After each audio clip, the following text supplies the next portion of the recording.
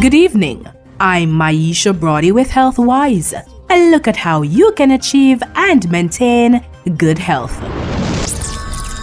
Technology continues to evolve, helping to improve the health and overall lives of many. In the health sector, various machines are used for the treatment of physical injuries. Some are used to perform surgeries and make the diagnosis and treatment processes easier.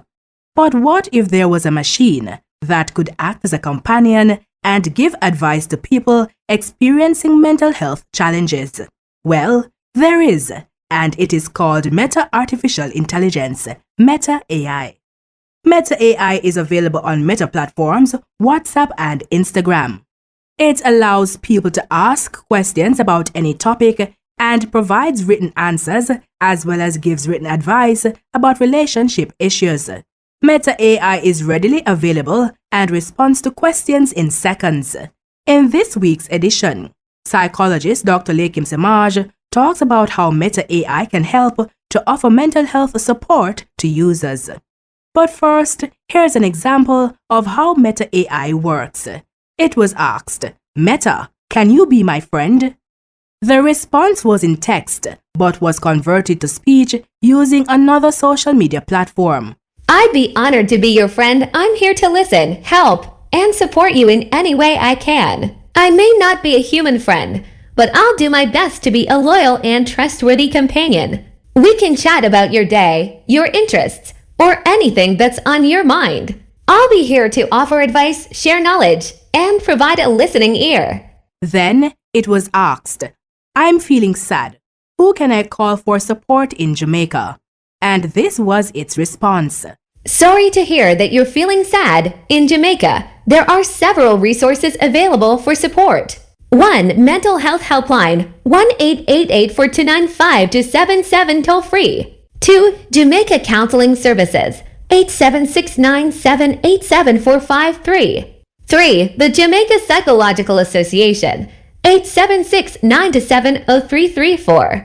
So what does a psychologist think about this? Dr. Semaj believes it's a wonderful thing. Jamaica should get on track as fast as possible. The hardest part is, 1, getting systems and procedures and facilities in place so that 2, we can get information about how to access them, how to use them. Once that information is available online, people could access it either by going to a search engine, but now the artificial intelligence, Meta, would access it directly and just from a question. And yes, it does understand the nuances in language. So someone just asking the question, they would now be able to access the information. The hardest part is to ask in quote-unquote intelligent questions, asking the question in a variety of ways, but to make sure that we have information that is available there for accessing. He says the technology may provide better advice than many people. Presently, the way people get support or answers to their personal problems are at 2 extremes. 1, you have accessing and paying professional services. That's one extreme. The other end, speaking to your friends and associate. Now you realize that a lot of people do not have quote-unquote bright friends, intelligent associates. So the questions they will be asking them many times will not take them much further than where they are. At the same time, many of those people do not have access to professionals, do not see that professionals are somebody that they should pay or even could pay.